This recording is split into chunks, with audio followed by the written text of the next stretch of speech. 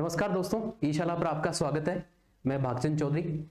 दोस्तों, इससे पहले वाली क्लास में हमने पृथ्वी की घूर्णन गति के बारे में अध्ययन किया था और आज की इस क्लास में हम पृथ्वी की दूसरी और महत्वपूर्ण जो गति है परिक्रमण, उसके बारे में अध्ययन करेंगे। हम यहाँ पर जानने का प्रयास करेंगे कि पृथ्वी की ये जो गति है उससे उसके जो क्या क्या परिणाम हमें नजर आते हैं। तो बिना किसी देरी के आज की क्लास शुरू करते हैं। सबसे पहले हम ये देखते हैं कि जो पृथ्वी की परिक्रमण गति है उसकी क्या परिभाषा है। तो देखिए, पृथ्वी अपने अक्ष पर घूर्णन करती हुई, यानी कि अपने अक्ष पर उसका घूर्णन लगातार होता रहता है, जिसके बारे में हमने पिछली क्लास में पढ़ा था। और वो पश्चिम से पूर्व की तरफ है। पृथ्वी अपने अक्ष पर घूर्णन करती हुई सूर्य के चारों ओर पश्चिम से पूर्व दिशा में घड़ी की सुई के विपरीत, यानी कि एंटी क्लॉकवाइज परिक्रमा करती है, यानी कि सूर्य के चारों ओर परिक्रमा करती है, जिसे हम परिक्रमण गति कहते हैं। इससे पहले वाली क्लास में हमने पढ़ा था कि पृथ्वी जब अपने अक्ष पर पश्चिम से पूर्व दिशा की ओर घड़ी की सुई के विपरीत जब घूर्णन करती है या अपनी जगह पर वो अपने अक्ष पर जब वो चक्कर लगाती है तो उसको हम घूर्णन कहते हैं। यहां पर देखिए, कुछ बातें सेम है, भले ही वो घूर्णन गति हो या वो परिक्रमण गति हो। ध्यान देना, इन दोनों ही गतियों में जो पृथ्वी की गति की जो दिशा है वो पश्चिम से पूर्व की ओर है और दोनों में ही घड़ी की सुई के विपरीत वाली बात भी है, यानी कि ये दोनों बातें इन दोनों गतियों में बिल्कुल समान है। बस फर्क इतना सा है कि जब वो अपने ही अक्ष पर जब वो गति करती है तो उसको हम घूर्णन कहते हैं, रोटेशन कहते हैं या अक्षीय गति कहते हैं, जबकि पृथ्वी सूर्य के चारों ओर जब परिक्रमा करती है तो उसको हम परिक्रमण गति कहते हैं। तो ये इतना सा फर्क इसमें है। इसके साथ ही ये भी ध्यान में रखना है कि पृथ्वी जब सूर्य के चारों ओर परिक्रमण करती है तो उसका घूर्णन लगातार होता रहता है, इसलिए ये बात इस परिभाषा में लिखी हुई है, घूर्णन करती हुई पृथ्वी। आगे बढ़ते हैं। पृथ्वी द्वारा सूर्य के चारों ओर एक परिक्रमा पूरी करने में जो समय लगता है वो अगर एग्जैक्ट टाइम की अगर हम बात करें तो वो 365 दिन 5 घंटे और 48 मिनट का टाइम है। 365 दिन 5 घंटे 48 मिनट और सेकंड की अगर बात करें तो वो 46 सेकंड का समय लगता है, जिसको लगभग हम जनरली बुक्स में हम कई बार पढ़ते हैं कि 365 दिन और 6 घंटे का समय लगता है। तो देखिए, इससे क्या होता है, क्योंकि इस गति में पृथ्वी सूर्य के चारों ओर परिक्रमा करती है, अतः इसको परिक्रमण गति कहते हैं। सूर्य के चारों ओर, इससे पहले वाली क्लास में मैंने यह भी बताया था कि जो घूर्णन गति होती है उसका एक दूसरा नाम है परिभ्रमण गति, और यहां पर इस गति को हम कहते हैं परिक्रमण गति। यानी कि थोड़ा कंफ्यूजन ये हो सकता है, यानी कि परिभ्रमण गति कौन सी है और परिक्रमण कौन सी है। तो देखिए, जब सूर्य के चारों ओर पृथ्वी परिक्रमा करती है तो वो परिक्रमण गति है। तो दूसरी वाली जो गति है यानी कि घूर्णन गति है वो अपने आप कौन सी हो जाएगी, परिभ्रमण गति।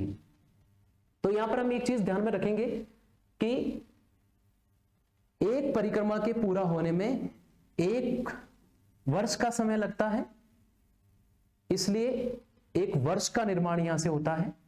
और इसीलिए हम इसको क्या कहते हैं, पृथ्वी की ये जो गति है यानी कि पृथ्वी की जो परिक्रमण गति है इसी को हम वार्षिक गति भी कहते हैं। तो यहां पर इसके 2-3 नाम हो जाएंगे। इसको हम पृथ्वी की परिक्रमण गति भी कह सकते हैं, इसको हम पृथ्वी की वार्षिक गति भी कह सकते हैं, और इंग्लिश में इसको रिवोल्यूशन कहा जाता है। आगे हम देखेंगे, पृथ्वी सूर्य की एक परिक्रमा लगभग 365 दिन और 6 घंटे में पूरी करती है, लेकिन सुविधा के लिए हम क्या करते हैं, 1 वर्ष में 365 दिन ही गिनते हैं।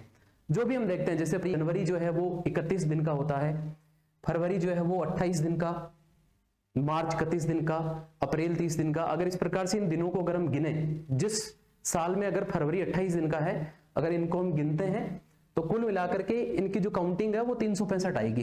यानी कि हम जो वर्ष है वो 365 दिन में मानते हैं। यानी कि हम क्या करते हैं, यहां से देखेंगे हम 6 घंटे जो लगते हैं अतिरिक्त उनको हम छोड़ देते हैं तो इस प्रकार से क्या होगा, अगर जैसे मान लीजिए हम पहला जो वर्ष है उसमें हमने 6 घंटे छोड़ दिए, फिर अगला दूसरा वर्ष होगा उसमें फिर हमने 6 घंटे छोड़ दिए, फिर तीसरा कोई वर्ष होगा इसमें हमने 6 घंटे छोड़ दिए, फिर चौथा कोई वर्ष होगा उसमें हमने 6 घंटे छोड़ दिए। अब ये जो 4 साल हमने 6 घंटे छोड़ते हैं, या 3 साल जो 6 घंटे छोड़ते हैं, चौथे साल भी अगर हम 6 घंटे छोड़ेंगे तो कुल मिलाकर के 6 दूनी 12, 6 तीन 18 और 6 चौका 24, यानी कि 6 × 4 यानी कि 24 घंटे, क्योंकि हर साल हम 6 घंटे छोड़ रहे थे। चौथे साल ये जो अवधि है वो 24 घंटे की हो जाती है, और चूंकि 24 घंटे का ही एक दिन होता है, इसलिए चौथे वर्ष हम फरवरी जो है उसमें एक दिन को बढ़ा देते हैं, यानी कि उसमें जो 28 दिन है उनको हम एक दिन बढ़ा करके और 29 दिन कर देते हैं।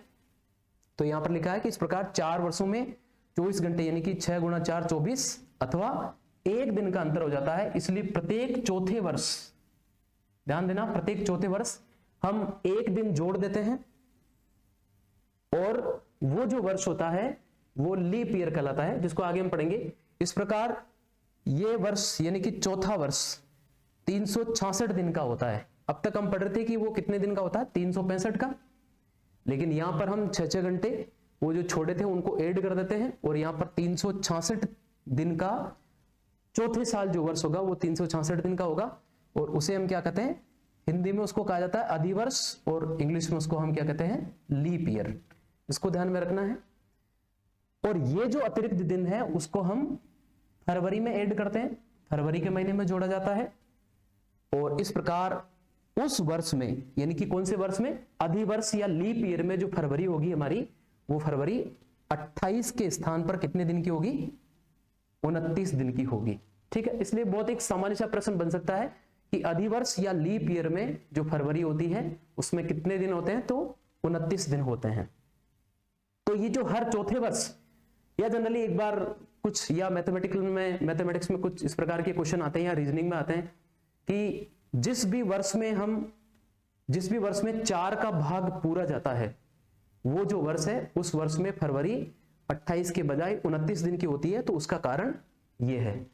आगे देखते हैं, जिस काल्पनिक मार्ग पर पृथ्वी सूर्य की परिक्रमा करती है वह अंडाकार मार्ग या दीर्घवृत्ताकार जो मार्ग होता है, जिसको हम इंग्लिश में एलिप्टिकल कहते हैं, वह पृथ्वी की भू कक्षा कहलाता है। यानी कि सूर्य बीच में और हमारी पृथ्वी उसके चारों ओर जो परिक्रमा करती है। चूंकि अब ये स्थिति तो ब्रह्मांड में है, क्योंकि हमारी पृथ्वी, जैसे मान लीजिए कि सूर्य को बीच में मान लेते हैं, हमारी पृथ्वी सूर्य के चारों ओर जिस मार्ग पर परिक्रमा करती है, क्योंकि वो कोई रास्ता तो बना हुआ है नहीं, और उस मार्ग पर जब वो चारों ओर परिक्रमा करती है, तो अगर उस काल्पनिक मार्ग को, यानी कि उस काल्पनिक जो मार्ग है जिसके ऊपर वो चारों ओर परिक्रमा करती है, उसको हम पृथ्वी की भू कक्षा कहते हैं, या उसको अर्थ ऑर्बिट कहते हैं। भू कक्षा इसलिए जिसके ऊपर हमारी पृथ्वी चारों ओर परिक्रमा करती है, और उसी अगर परिक्रमा वाले मार्ग को जो तल बनता है, अगर उसको हम मिला दें, उस काल्पनिक तल को मिला दें,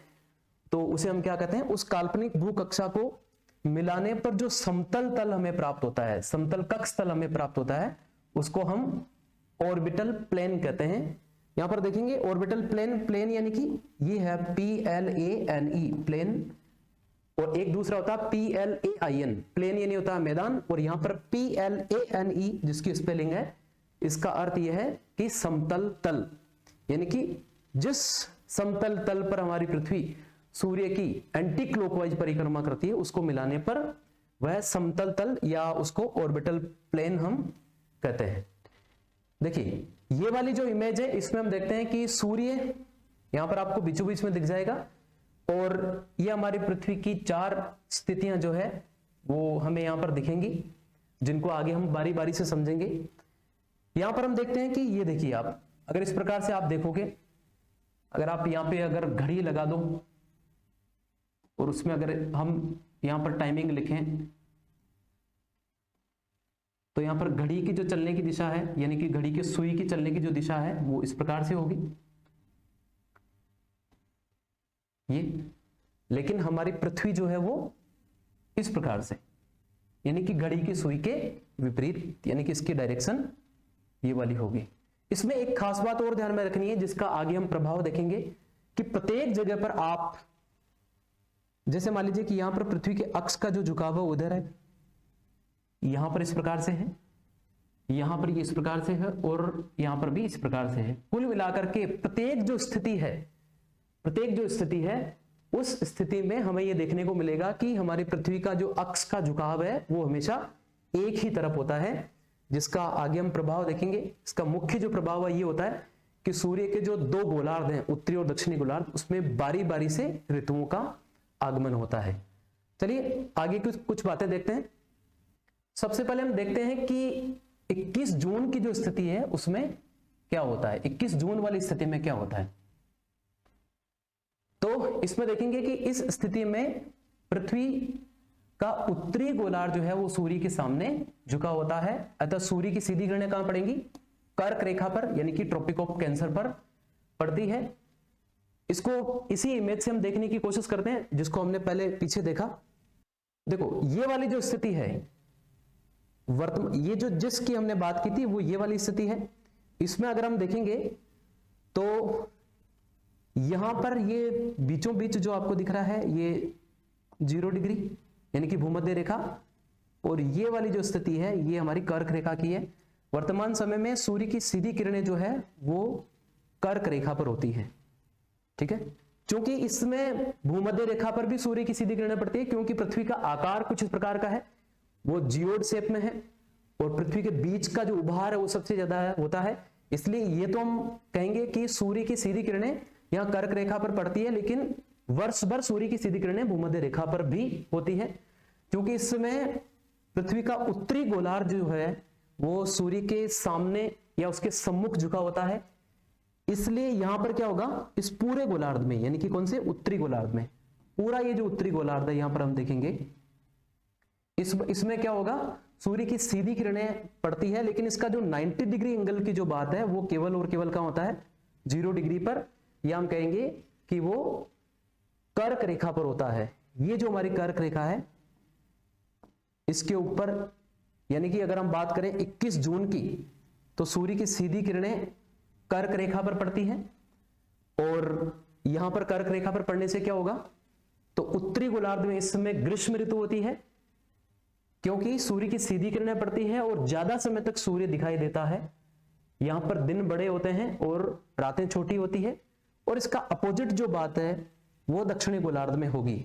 यानी कि अगर उत्तरी गोलार्ध में सूर्य की सीधी किरणें पड़ती हैं, ज्यादा समय तक पड़ती हैं, तो दक्षिणी गोलार्ध में क्या होगा, सूर्य की तिरछी किरणें पड़ेंगी, कम समय के लिए पड़ेगी।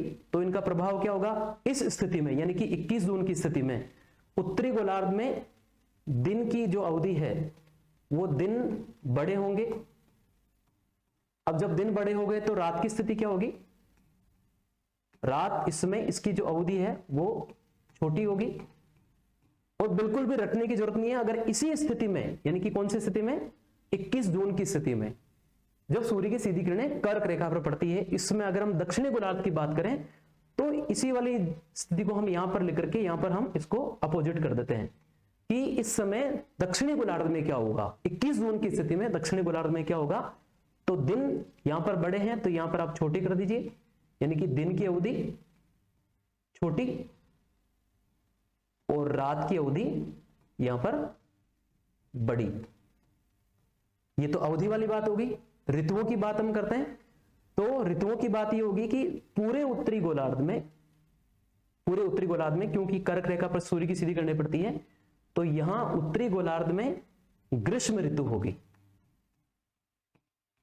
ठीक है। और दक्षिणी गोलार्ध में इस समय क्या होगा, दक्षिणी गोलार्ध में इस समय शीत ऋतु होगी। यानी कि यहां से हम ये कह सकते हैं कि एक समय में पृथ्वी के उत्तरी और दक्षिणी गोलार्ध में अलग अलग ऋतुएं होती है। जब उत्तरी गोलार्ध में ग्रीष्म ऋतु होती है तो इसकी अपोजिट दक्षिणी गोलार्ध में यानी कि शीत ऋतु होती है, और जब दिसंबर वाली स्थिति पढ़ेंगे तो ये स्थितियां फिर से विपरीत हो जाएंगी। चलिए इन्हीं बातों को हम थोड़ा यहां पर सिस्टमेटिक तरीके से देखते हैं, और यहां पर हम देखते हैं पहला पॉइंट हमने डिस्कस कर लिया था, क्योंकि उत्तरी गोलार्ध सूर्य के सम्मुख झुका है इसलिए सूर्य की सीधी किरणें कर्क रेखा पर पड़ती है। आगे हम देखते हैं तो कर्क रेखा पर पड़ने से क्या होगा, इस स्थिति में उत्तरी गोलार्ध में कर्क संक्रांति, या जिसको हम ग्रीष्म अयनांत कहते हैं, या इंग्लिश में जिसको समर सोल्स्टिस कहा जाता है, यानी कि सूर्य की सीधी किरणें कर्क रेखा पर पड़ती है तो उसे कर्क संक्रांति हम कहते हैं, या ग्रीष्म अयनांत कहा जाता है। इस स्थिति में उत्तरी गोलार्ध में दिन बड़े व रातें छोटी होती है। जैसे कि हम हमारे देश में देखते हैं मई जून के महीने में, जून में जब 21 जून को सूर्य कर्क रेखा पर सीधा चमकता है, उस समय हमारे यहाँ पर गर्मियों में दिन की अवधि जो है वो ज्यादा होती है और रात की अवधि कम होती है। अच्छी खासी गर्मी होती है, जिसके पीछे दो कारण है। पहला कारण तो यह है कि सूर्य की सीधी किरणें कर्क रेखा पर पड़ती है, सीधी किरणें पड़ेंगी तो टेम्परेचर ज्यादा होगा और किरणों का कोण जब न्यून होता जाएगा, कम होता जाएगा, ठीक है। जैसे मान लीजिए कि एक तो सूर्य की सीधी किरणें पड़ती है और एक किरणें जो है वो तिरछी पड़ती है, तो तिरछी किरणें जो है वो धरातल की अपेक्षाकृत बड़े भाग को कवर करती है और सीधी जो किरणें आएगी वो कम भाग को कवर करती है। तो यहां पर देख रहे हैं कि ये जो तीन जो किरणें यहां पर आ रही है ये इतने भाग को कवर करती है, जबकि यहां पर तिरछी किरणें तीन जो आती हैं वो इतने भाग को कवर करती है। तो सिंपल सी बात है कि जब तीन किरणें कम भाग को कवर करेगी तो वहां पर गर्मी ज्यादा होगी। तो एक तो ये सीधी और तिरछी किरणों का प्रभाव होता है, और दूसरा क्योंकि इस वाली स्थिति में जब कर्क संक्रांति होती है तो इस समय दिन की अवधि भी ज्यादा होती है, यानी कि एक तो सूर्य की सीधी किरणें और दूसरा दिन की अवधि ज्यादा होना, तो उत्तरी जो गोलार्ध है वो ज्यादातर समय तक सूर्य तक प्राप्त करता है, इसलिए हमारे यहां पर गर्मियां होती हैं। अगला पॉइंट देखते हैं, 21 जून को उत्तरी गोलार्ध में सबसे बड़ा दिन वह सबसे छोटी रात होती है। अगर 21 जून की अगर हम बात करें तो इस दिन अगर हम कर्क रेखा की बात करें तो कर्क रेखा पर उस दिन सबसे बड़ा दिन होगा, यानी कि दिन की अवधि सबसे ज्यादा होगी और उसी दिन रात की जो अवधि है वो सबसे छोटी होगी। क्योंकि दिन और रात की अवधि 24 घंटे होनी है, जब अगर दिन की अवधि बढ़ जाएगी तो रात की अवधि अपने आप कम हो जाएगी, तो दिन बड़ा हो जाएगा तो सेम डे जो रात है वो छोटी हो जाएगी। लेकिन अगर इसी दिन हम देखें, जबकि ठीक इसी दिन दक्षिणी गोलार्ध की अगर हम बात देखें तो उस दिन दक्षिणी गोलार्ध में सबसे छोटा दिन होगा और सबसे बड़ी रात होगी, यानी कि बिल्कुल उत्तरी गोलार्ध का एग्जैक्ट अपोजिट। इनको बिल्कुल भी रटने की जरूरत नहीं है। अगर उत्तरी गोलार्ध में 21 जून में सबसे बड़ा दिन है तो दक्षिणी गोलार्ध में सबसे छोटा दिन होगा, इसका अपोजिट हमें यहां से करना है। और 21 जून को उत्तरी गोलार्ध में सबसे छोटी रात होती है तो दक्षिणी गोलार्ध में सबसे बड़ी रात होगी, इसका अपोजिट होगा, ठीक है। जैसे कि ऋतुएं, यहां पर ग्रीष्म ऋतु होगी, यानी कि उत्तरी गोलार्ध में ग्रीष्म ऋतु और दक्षिणी गोलार्ध में शीत ऋतु की स्थिति इस समय होती है। हम देख लेते हैं थोड़ा अवधि के बारे में, 21 जून को क्या स्थिति होती है, दिन की अवधि कितनी होती है। तो देखिए 21 जून को कर्क रेखा पर दिन की जो अवधि होगी वो 13 घंटे और 34 मिनट लगभग इतना टाइम होगा, यानी कि सूर्योदय से लेकर के सूर्यास्त का जो समय है वो 13 घंटे और 34 मिनट का होगा, जबकि रात जो है वो 10 घंटे और 26 मिनट की यहां पर होगी। इन दोनों को हम जोड़ दें तो कुल मिलाकर के हमारे पास में 24 घंटे आ जाने वाले हैं। अगली वाली स्थिति हम देखते हैं। अगली जो स्थिति है वो है 22 दिसंबर की स्थिति। तो देखते हैं 22 दिसंबर की स्थिति में क्या होता है। तो उसी पहले वाली इमेज को हम निकालते हैं और उसमें समझते हैं दूसरी वाली स्थिति में क्या होगा। तो ये वाली जो स्थिति होती है इसमें पृथ्वी के अक्ष का जो झुकाव है वो इस प्रकार से है। तो सूर्य की सीधी किरणें उत्तरी गोलार्ध में, यानी कि यहां पर कर्क रेखा पर पड़ती है, लेकिन जब हमारी पृथ्वी परिक्रमण करती हुई यहां तक पहुंचती है तो अक्ष का झुकाव उसी तरफ रहेगा, एक ही तरफ। तो यहां पर ये आने की स्थिति में क्या हो जाएगा, सूर्य की सीधी किरणें जो है वो दक्षिणी गोलार्ध में, यानी कि हम कहेंगे कि वो मकर रेखा पर सूर्य की सीधी किरणें पड़ती है। तो इससे क्या हो जाएगा, मकर रेखा पर सूर्य की सीधी किरणें पड़ेंगी तो दक्षिणी जो गोलार्ध है, दक्षिणी गोलार्ध, यहां पर सूर्य की सीधी किरणें पड़ने से यहां पर दिन बड़े होंगे, ठीक है। तो यहां पर लिख देंगे दिन बड़े और रातें छोटी, रात जो है उसकी अवधि छोटी हो जाएगी, ठीक है। और अगर हम यहां की बात करें यानी कि उत्तरी गोलार्ध की बात करें तो ठीक इसका विपरीत हम कर देंगे। यहां पर क्या हो जाएगा, दिन की अवधि छोटी हो जाएगी और रात की जो अवधि है वो बड़ी हो जाएगी। क्योंकि दक्षिणी गोलार्ध में सूर्य सीधा चमक रहा है तो दक्षिणी गोलार्ध में ग्रीष्म ऋतु होगी, तो उत्तरी गोलार्ध में यहां पर शीत ऋतु होगी, जिनको यहां पर लिख करके इसमें भी बताया गया है, आप देख सकते हैं। सूर्य की सीधी किरणें जब मकर रेखा पर पड़ती है तो दक्षिणी गोलार्ध में ग्रीष्म ऋतु और उत्तरी गोलार्ध में इस समय शीत ऋतु होती है। और इसको हम जो है वो दक्षिणी अयनांत या इसको हम, ठीक है, मकर अयनांत कहते हैं, या इसको हम विंटर सोलिस्टिक भी कहा जाता है। तो इसको आगे हम देखते हैं। 22 दिसंबर की स्थिति में क्या होगा, इस स्थिति में पृथ्वी का दक्षिणी गोलार्ध सूर्य के सम्मुख होता है, जैसे कि अभी हमने उस इमेज में देखा। अतः सूर्य की सीधी जो किरणें हैं वो मकर रेखा पर यानी कि ट्रॉपिक ऑफ कैंसर पर पड़ती है, ट्रॉपिक ऑफ कैप्रिकॉर्न पर पड़ती है, अर्थात सूर्य मकर रेखा पर लंबवत होता है। यानी कि सूर्य की सीधी किरणें कहां पड़ती है, मकर रेखा पर। और इस स्थिति को मकर संक्रांति या शीत अयनांत या इसको हम विंटर सोलिस्टिक कहते हैं, ठीक है। वो मकर संक्रांति जो हम एक त्योहार के रूप में मनाते हैं 14 जनवरी को, वो एक अलग बात है, ठीक है। ये मकर संक्रांति का या शीत अयनांत का सीधा सीधा मतलब है कि वह कौन सी डेट है जिस डेट को सूर्य मकर रेखा पर सीधा चमकता है, तो वो डेट है 22 दिसंबर। अब चूंकि इस समय दक्षिणी गोलार्ध पर सूर्य की सीधी किरणें पड़ती है, अगर हम देखें हमारा भारत कहां है, तो अगर इस प्रकार से हम पृथ्वी बनाएं, बीचों बीच अगर भूमध्य रेखा माने, ये कर्क रेखा, ये मकर रेखा, हमारा भारत लगभग यहां है इस प्रकार से, और ये मकर रेखा है, यानी कि सूर्य की सीधी किरणें वर्तमान में यहां पड़ती हैं। तो यहां पर क्या हो जाएगा, कर्क रेखा पर सूर्य की तिरछी किरणें पड़ती हैं, और तिरछी किरणें पड़ने के कारण ही, ठीक है, किरणें तिरछी पड़ती है उत्तरी गोलार्ध में, कम समय के लिए पड़ती है, तो उत्तरी गोलार्ध में इस समय क्या हो जाएगा, उस समय शीत ऋतु का आगमन होगा। क्यों, क्योंकि दिन की अवधि कम है, रातें बड़ी है और सूर्य की तिरछी किरणें यहां पर पड़ती हैं। तो देख लेते हैं इस स्थिति में, पहले देखते हैं दक्षिणी गोलार्ध में क्या होगा। इस स्थिति में दक्षिणी गोलार्ध में दिन बड़े और रातें छोटी, दक्षिणी गोलार्ध में। और ठीक इसी समय यानी कि 22 दिसंबर की स्थिति में उत्तरी गोलार्ध में क्या होगा, तो उत्तरी गोलार्ध में दिन छोटे व रातें बड़ी। जैसा मैंने आपको बताया कि बिल्कुल इसका उल्टा कर लें, रटने की जरूरत नहीं है कि दक्षिणी गोलार्ध में सूर्य की सीधी किरणें पड़ती है तो यहां पर दिन बड़े होंगे, रातें छोटी होंगी, यानी कि दक्षिणी गोलार्ध में। तो इसका अपोजिट कहां हो जाएगा, उत्तरी गोलार्ध में, यानी कि दिन छोटे और यहां पर उत्तरी गोलार्ध में रातें बड़ी है, तो यहां पर हो जाएगी रातें बड़ी, ठीक है, इसका अपोजिट हो जाएगा।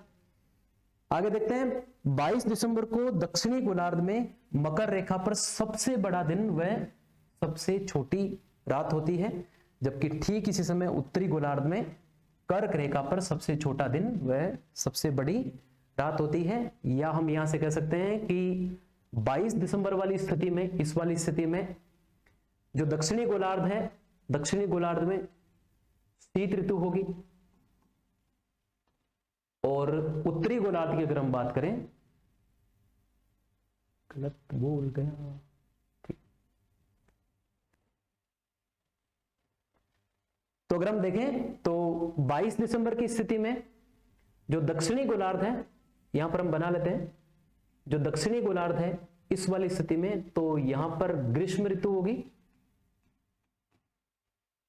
और उत्तरी गोलार्ध में इस समय शीत ऋतु होगी, क्योंकि उत्तरी गोलार्ध जो है सूर्य की तिरछी किरणें प्राप्त करता है, और जो दक्षिणी गोलार्ध है वो सूर्य की सीधी किरणें प्राप्त करने के कारण यहां पर ग्रीष्म ऋतु होगी। चलिए इससे जुड़ी हुई कुछ और इंपॉर्टेंट बातें हम करते हैं। 21 मार्च और 23 सितंबर की स्थिति को भी हम देखते हैं, क्योंकि हमारी पृथ्वी सूर्य के चारों ओर परिक्रमा करती है, उसमें 4 स्थितियां हम देखते हैं।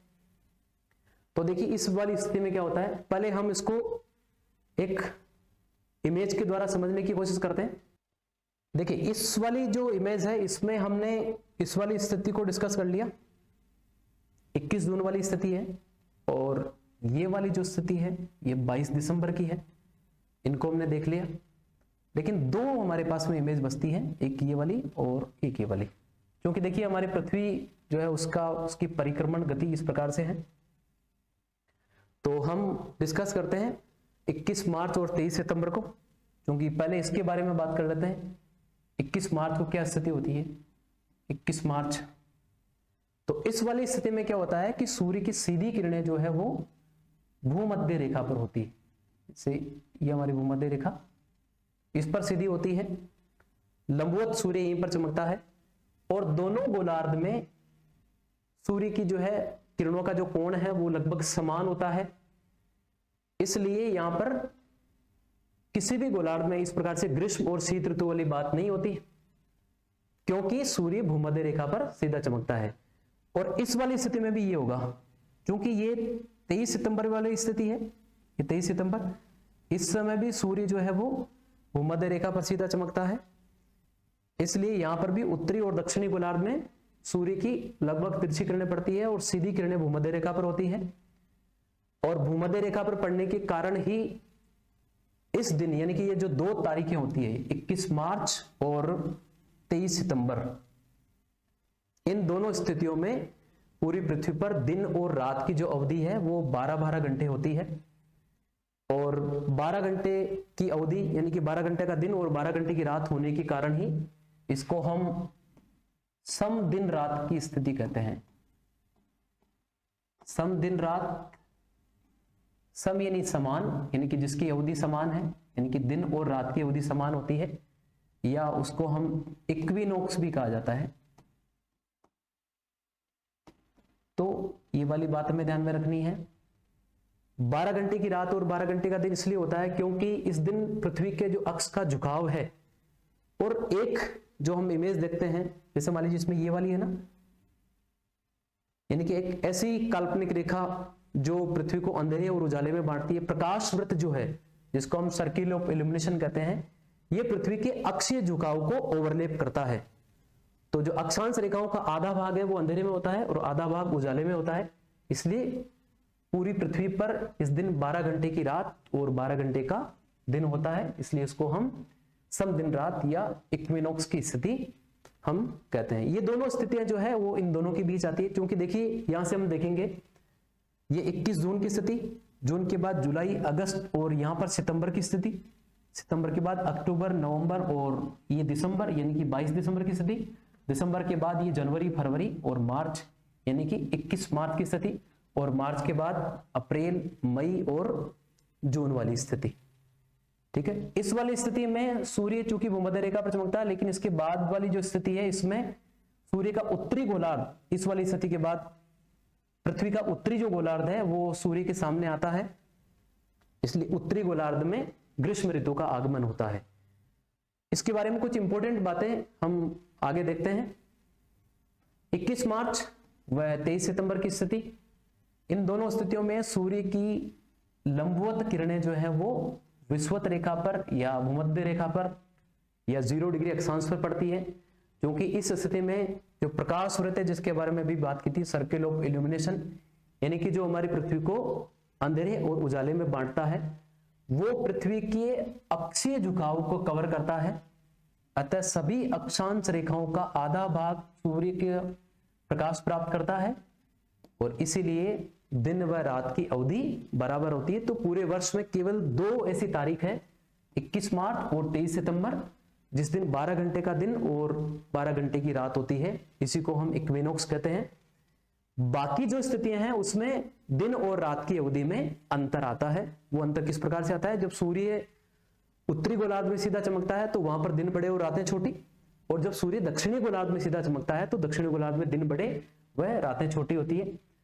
आगे देखते हैं, इन दोनों तिथियों में दिन व रात की अवधि के समान रहने के कारण और ऋतुओं की समानता के कारण, क्योंकि सूर्य भूमध्य रेखा पर सीधा चमकता है, दोनों गोलार्ध में लगभग जो गर्मी की स्थिति है या गर्मी और सर्दी की जो स्थिति है वो लगभग समान सी होती है। इसलिए इन दोनों स्थितियों के कारण हम इसको विषुव की स्थिति या सम दिन रात की स्थिति या इक्विनोक्स की स्थिति हम कहते हैं। तो इक्विनॉक्स वाली जो स्थिति है वो पूरे वर्ष में 21 मार्च और 23 सितंबर को आती है। क्योंकि हमारा भारत उत्तरी गोलार्ध में है, यहां से हम समझ सकते हैं कि मार्च के समय उतनी ज्यादा गर्मी, 21 मार्च के आसपास उतनी ज्यादा गर्मी या ठंडक की स्थिति नहीं होती, और सितंबर के बाद भी इस प्रकार की स्थिति देखने को नहीं मिलती। यहां पर जो 2 तारीख हमें याद रखनी है, 21 मार्च इसको बसंत विषुव होता है, और 23 सितंबर की जो स्थिति होती है इसको हम शरद विषुव कहते हैं।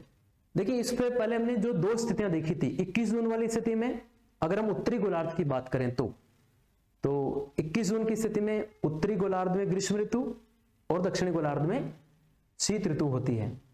लेकिन अगर हम 21 मार्च की स्थिति देखें तो फिर 21 मार्च को उत्तरी गोलार्ध में कौन सा हो जाएगा, तो उत्तरी गोलार्ध में बसंत विषुव की स्थिति होती है, और 23 सितंबर को जो हमारे यहाँ पर होता है वो शरद विषुव की स्थिति होती है।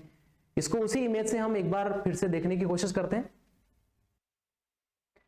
ये वाली जो इमेज है हमारे सामने, देखिए ये 21 मार्च की स्थिति है, और 21 मार्च की स्थिति में क्योंकि ये भूमध्य रेखा, तो ये वाला जो हमारा गोलार्ध है वो उत्तरी गोलार्ध, इस उत्तरी गोलार्ध में बसंत ऋतु की स्थिति, जबकि ठीक इसी समय 21 मार्च की स्थिति में दक्षिणी गोलार्ध में शरद ऋतु की स्थिति, यानी कि बिल्कुल अपोजिट। लेकिन अगर हम 23 सितंबर की स्थिति को अगर देखें, यहां से ये 23 सितंबर की स्थिति, तो इसमें जो उत्तरी गोलार्ध है उसमें शरद ऋतु, और जो दक्षिणी गोलार्ध है उसमें हम बसंत ऋतु की स्थिति को हम देखते हैं। यहां से भी इसको हम समझ सकते हैं कि जैसे मान लीजिए कि ये वाली जो स्थिति है, हमारा भारत यहां है। अब चूंकि इस समय हमारे यहां पर 21 जून यानी कि जून के समय हमारे भारत में ग्रीष्म ऋतु होती है। ग्रीष्म ऋतु जब धीरे धीरे उसकी समाप्ति की स्थिति आती है, जून यानी कि जुलाई, अगस्त और सितंबर या अक्टूबर आने के साथ साथ हमारे यहाँ पर हल्की फुल्की ठंडक की शुरुआत होती है। और इसी समय सितंबर से पहले जब हल्की ठंडक की शुरुआत होती है तो इसको हम शरद ऋतु कहते हैं। ठीक है, ठंड से आने से पहले का समय, जब हम शरद पूर्णिमा भी मनाते हैं। इसके बाद में यहां से जब पृथ्वी अपना परिक्रमण आगे करती है तो ये 22 दिसंबर की स्थिति, और 22 दिसंबर की स्थिति में दिसंबर में हम समझते हैं भारत के लिए अगर हम बात करें तो हमारे यहां पर जो उत्तरी भारत है उसमें अच्छी खासी ठंडक, और यहां से दिसंबर के बाद आगे बढ़ेंगे, यानी कि दिसंबर, जनवरी, फरवरी और मार्च। जब मार्च आता है, फरवरी, मार्च के समय हम देखते हैं सरसों पर पीले फूल, इसी समय बसंत ऋतु। ठीक है, और ये बसंत ऋतु का समय यहां पर होता है जो कि लगभग मार्च के आसपास, और इसके बाद धीरे धीरे अगर हम आगे बढ़ेंगे तो वापस वही स्थिति यानी कि 21 जून वाली, जिसमें हमारे यहाँ पर ग्रीष्म ऋतु। तो 4 अलग अलग प्रकार की जो ऋतुएं हैं, ग्रीष्म ऋतु, शीत ऋतु, शरद ऋतु और बसंत ऋतु, ये वाली जो ऋतुएं होती है ये पृथ्वी द्वारा सूर्य के चारों ओर परिक्रमण गति के कारण होती है। चलिए कुछ नेक्स्ट चीजें देखते हैं, कुछ इंपॉर्टेंट बातें यहां से देख लेते हैं जो परीक्षाओं में पूछी जा सकती है। उत्तरी ध्रुव पर 6 महीने का दिन, यानी कि अगर उत्तरी ध्रुव की हम बात करें, उत्तरी ध्रुव पर 6 महीने का दिन और 6 महीने की जो रात होती है वो कब होती है? तो देखिए उत्तरी गोलार्ध में 6 महीने का जो दिन की शुरुआत है वो बसंत ऋतु से, यानी कि बसंत विषुव से शरद विषुव तक के बीच की स्थिति होती है, और 6 महीने की रात वाली जो स्थिति है वो शरद विषुव से बसंत विषुव तक होती है। इसको उसी इमेज से हम समझने की कोशिश करते हैं जो अभी हमने देखी। तो देखिए इसमें इस वाली स्थिति में हम देखते हैं कि उत्तरी ध्रुव पर, हम उत्तरी ध्रुव की बात कर रहे हैं, उत्तरी ध्रुव पर 6 महीने का दिन, इसकी स्थिति कब होती है? तो देखिए ये वाली जो स्थिति है 21 मार्च को, 21 मार्च को सूर्य वो मध्य रेखा पर लंबवत होता है यहां पर। ठीक है, और इसके बाद में सूर्य हमारी पृथ्वी का उत्तरी गोलार्ध सूर्य के सामने आता है, तो सूर्य की सीधी जो किरणें हैं वो उत्तरी गोलार्ध में पड़ती है, और यहां से लेकर के और जब तक कि हमारी पृथ्वी इस वाली स्थिति में नहीं आ जाती, यानी कि लगभग ये जो टाइम है, जो आधा जो टाइम है यहां से, वो 6 महीने का टाइम लगभग होता है, यानी कि पूरा चक्कर लगाने में 1 वर्ष, तो यहां से यहां तक की जो स्थिति है वो 6 महीने। तो इस वाली स्थिति से यानी कि जो बसंत विषुव की स्थिति थी यहां से लेकर के और शरद विषुव वाली जो स्थिति है यहां तक उत्तरी गोलार्ध जो है इसमें 6 महीने का दिन होगा, क्योंकि यहां पर सूर्य की सीधी किरणें उत्तरी गोलार्ध में पड़ती है। और अगर आप यहां से देखो इस स्थिति के बाद तो सूर्य की सीधी किरणें दक्षिणी गोलार्ध में पड़ती हैं, तो दक्षिणी गोलार्ध में 6 महीने का दिन होगा। और इसकी अपोजिट बात भी हम कह सकते हैं कि इस वाली स्थिति से यहां तक उत्तरी गोलार्ध में 6 महीने का दिन, 6 महीने का दिन। तो इसके विपरीत यहां क्या होगा, यानी कि दक्षिणी गोलार्ध में, तो इस वाली स्थिति में ही दक्षिणी जो गोलार्ध है उसमें 6 महीने की रात होगी। और इसकी अपोजिट बात यहां पर देखी जाएगी कि जो शरद विषुव है यहां से जब प्रारंभ होता है और जब तक बसंत विषुव की स्थिति तक नहीं पहुंचते हैं तो दक्षिणी गोलार्ध में यहां पर 6 महीने का दिन होगा और उत्तरी गोलार्ध में इस समय यानी कि उत्तरी ध्रुव पर इस समय 6 महीने की रात वाली स्थिति होती है। नेक्स्ट पॉइंट हम देखते हैं आगे। जबकि दक्षिणी गोलार्ध में इसकी विपरीत स्थिति पाई जाती है, जिसके बारे में हमने देखा। यदि पृथ्वी का अक्ष अपने कक्ष तल यानी कि ऑर्बिटल प्लेन पर झुका नहीं होकर समकोण पर होता तो पृथ्वी पर ऋतुओं का परिवर्तन नहीं होता। ठीक है, तो इसको हम एक इमेज बना करके यहां पर देख लेते हैं। जैसे मान लीजिए कि ये हमारे यहां पर बीचों बीच ये सूर्य की स्थिति हम बना देते हैं और हम पृथ्वी की 4 इमेज यहां पर बनाते हैं। देखिए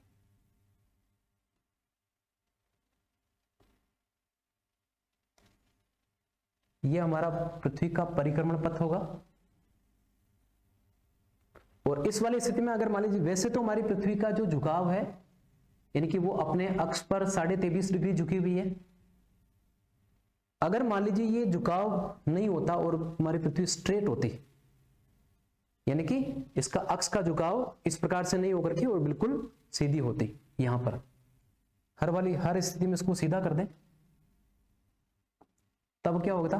देखिए यहां पर भी सूर्य की सीधी किरणें बीचों बीच यानी कि भूमध्य रेखा पर, इस वाली स्थिति में भी सूर्य की सीधी किरणें भूमध्य रेखा पर, इस वाली स्थिति में भी सूर्य की सीधी किरणें भूमध्य रेखा पर और यहां पर भी सेम बात होती। यानी कि पूरे वर्ष पृथ्वी द्वारा सूर्य की चारों ओर परिक्रमा के बावजूद पृथ्वी की जो सूर्य की सीधी किरणें हैं वो पृथ्वी के बीचों बीच होती यानी कि भूमध्य रेखा पर होती। तो हम ये कहते हैं कि भूमध्य रेखा पर साल भर सूर्य की सीधी किरणें पड़ने के कारण जो अलग अलग उत्तरी और दक्षिणी गोलार्ध में हम अलग अलग समय पर ऋतु परिवर्तन की बात करते हैं तो वो ऋतु परिवर्तन वहां पर नहीं होता। तो सिंपल सी और सीधी सी बात है कि पृथ्वी के द्वारा सूर्य के चारों ओर परिक्रमा और अपने अक्ष पर झुके होने के कारण ऋतु परिवर्तन होता है। यानी कि अगर ये झुकाव नहीं होता तो ऋतुओं का परिवर्तन जो है वो हमारे पृथ्वी पर अलग अलग गोलार्ध में जो हम ऋतुओं का परिवर्तन देखते हैं वो नहीं होता। आगे देखते हैं, यदि पृथ्वी अपने अक्ष पर झुकी ना होती तो सर्वत्र दिन व रात की अवधि समान होती। जैसा अभी हमने समझा, जो कि झुकाव के कारण ही जब सूर्य की सीधी किरणें, जब पृथ्वी का उत्तरी गोलार्ध सूर्य के सामने झुका होता है तो उत्तरी गोलार्ध में दिन बड़े और रातें छोटी। जब पृथ्वी का दक्षिणी गोलार्ध सूर्य के सामने झुका होता है तो दक्षिणी गोलार्ध में दिन बड़े व रातें छोटी।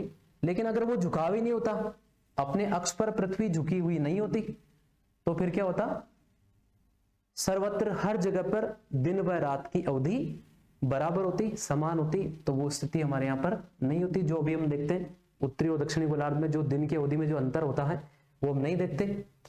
आगे, यदि पृथ्वी अपने अक्ष पर घूर्णन नहीं करती और सूर्य के चारों ओर परिक्रमण भी नहीं करती तो क्या होता, सूर्य के सामने वाले भाग पर सदैव दिन व विपरीत वाले भाग पर रात होती। यानी कि ना वो घूर्णन कर रही है ना सूर्य के चारों ओर परिक्रमण कर रही है, एक ही जगह पर है। अब मान लीजिए यहां सूर्य है, यहां हमारी पृथ्वी है, ठीक है, ना वो घूर्णन करती है ना सूर्य के चारों ओर परिक्रमण करती है। तो जो भाग पृथ्वी का जो भाग सूर्य के सामने है, इस सामने वाले भाग पर हमेशा दिन होता और विपरीत वाले भाग पर हमेशा रात होती। लेकिन अगर मान लीजिए इसी को थोड़ा हम चेंज करने की कोशिश करें जैसे मान लीजिए कि घूर्णन नहीं करती, ठीक है, और परिक्रमण करती, ठीक है, तो इस वाली स्थिति में क्या होता? तो इस वाली स्थिति में ये होता कि दिन और रात की जो अवधि है वो कितनी होती? 365 दिन, यानी कि 1 वर्ष की स्थिति इसमें होती। आगे हम देखते हैं, वर्ष में सूर्य व पृथ्वी के बीच की न्यूनतम जो दूरी होती है उसको हम अपसोर या पेरिहिलियन कहा जाता है। ये स्थिति जो है वो 3 जनवरी को होती है। और वर्ष में सूर्य व पृथ्वी के बीच की जो अधिकतम दूरी होती है उसको हम अपसोर कहते हैं, या इसको हम एपिहिलियन कहते हैं, जो 4 जुलाई को होती है। इस वाली स्थिति को भी हम उसी इमेज से समझने की कोशिश करते हैं। देखिए ये वाली जो स्थिति है, इसमें जब हमारी पृथ्वी परिक्रमण करके लगभग यहां पहुंचती है, इस वाली स्थिति में, देखिए यहां से हम 2 स्थितियां निकालते हैं कि जब हमारी पृथ्वी यहां होती है तो फिर जब यहां आएगी तो सूर्य और पृथ्वी के जो बीच की दूरी है, इस दिन सूर्य और पृथ्वी के जो बीच की दूरी है वो कम होती है, या जिसको हम कहेंगे कि न्यूनतम होती है। सूर्य और पृथ्वी के बीच की दूरी न्यूनतम होने के कारण ये वाली जो स्थिति होती है उसको हम उपसौर कहते हैं, ठीक है। और उपसौर वाली जो स्थिति है, देखिए यहां पर दिसंबर है, तो दिसंबर के बाद लगभग ये जनवरी का टाइम, और ये जो उपसौर वाली जो स्थिति है ये होती है 3 जनवरी को। जो उपसौर की स्थिति है वो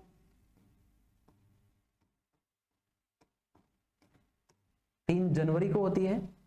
और यहां पर अगर हम देखें तो सूर्य और पृथ्वी के बीच की जो दूरी होती है वो अधिकतम होती है, और इसको हम अपसौर की स्थिति कहते हैं, इसको हम अपसौर की स्थिति कहते हैं। और ये जो स्थिति है वो 4 जुलाई को होती है,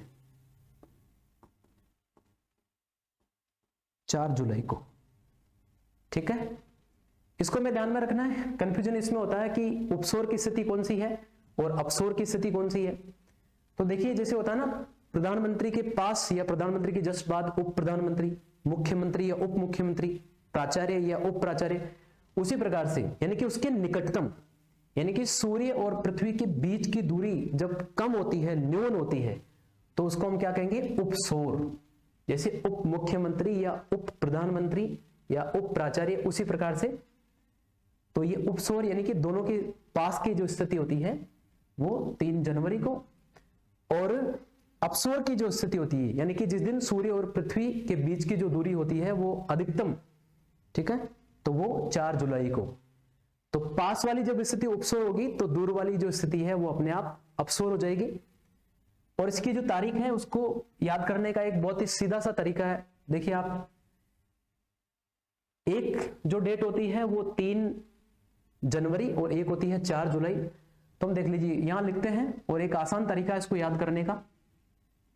जैसे 2 तारीखों की बात हो रही है इसमें, 3 और 4 तारीख, और इसमें जो महीना है वो एक है जनवरी और दूसरा है जुलाई।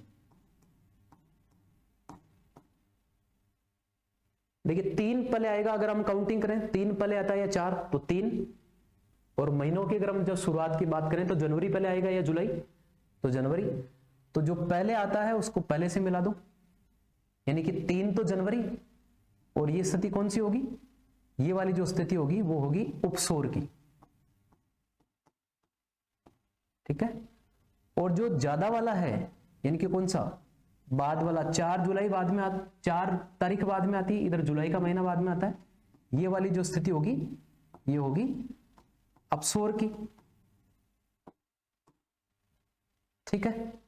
ये जो उपसौर की स्थिति है इसमें सूर्य और पृथ्वी के बीच की जो दूरी होती है वो 147 मिलियन किलोमीटर के आसपास होती है, लगभग इतना होता है। और अपसौर की स्थिति, चूंकि सूर्य और पृथ्वी के बीच की जो दूरी होती है अधिकतम होती है, और वो लगभग 152 मिलियन किलोमीटर के आसपास होती है।